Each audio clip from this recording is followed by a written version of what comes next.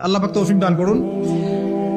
ইনশাআল্লাহ আজকের লেকচার যাদের কানে যাবে, আমরা যদি না খেয়েও মরে যাই, আল্লাহ পাক না খেয়ে মারবেন না ইনশাআল্লাহ। রিজিক আছে, খাবো ইনশাআল্লাহ। কিন্তু হয়তো বা অভাব হবে, টাকা পয়সা একটু কম হতে পারে, অন্যের 10 তলা ফ্ল্যাট হবে, আমার হবে না, ঠিক আছে, অন্যের এত বিঘা বিঘা জমি আমার হয়তো হবে না। কিন্তু ইনশাআল্লাহ তাআলা এই যে দুনিয়ার মুসাফিরের জীবনটা, এটা মুসাফিরের জীবন না, মুসাফিরের জীবনটা কেটেই যাবে ইনশাআল্লাহ। কাটবে না? যে কোনো ভাবে কেটে তো যাবেই ইনশাআল্লাহ।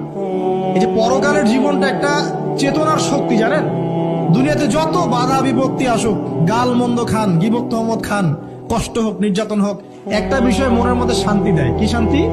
যে এই দুনিয়ার জীবনটা তো আর চিরস্থায়ী নয়, এটা তো আর সারা জীবন থাকবে না। ইনশাআল্লাহ এই অবস্থা আস্তে আস্তে পরিবর্তন হয়ে যাবে। ফাইন্না মাআল উসরি ইউসরা, পরকালে ইনশাআল্লাহ পাবো। দুনিয়াতে না পেলে কি হয়েছে, পরকালে পাবো ইনশাআল্লাহ। যুবক ভাই, এসব জেনা ছেড়ে দেন, আল্লাহ রাব্বুল আলামিন আপনার জন্য হুর রেখেছেন জান্নাত, ইনশাআল্লাহ পাবেন ইনশাআল্লাহ। এটা ছেড়ে দেন, সুদ ছেড়ে দেন, আল্লাহ পাক আপনার জন্য হাউজে কাউসার রাখছে ইনশাআল্লাহ, ঠিক আছে। অন্যায় পাপ ছেড়ে দেন, আল্লাহ রাব্বুল আলামিন আপনার জন্য জান্নাত রেডি করে রাখছে ইনশাআল্লাহ। এই দুনিয়ার জীবনটা ধোঁকা, একটা ছোট্ট জীবন, পুরা ধোঁকা, কিচ্ছু নাই এর মধ্যে।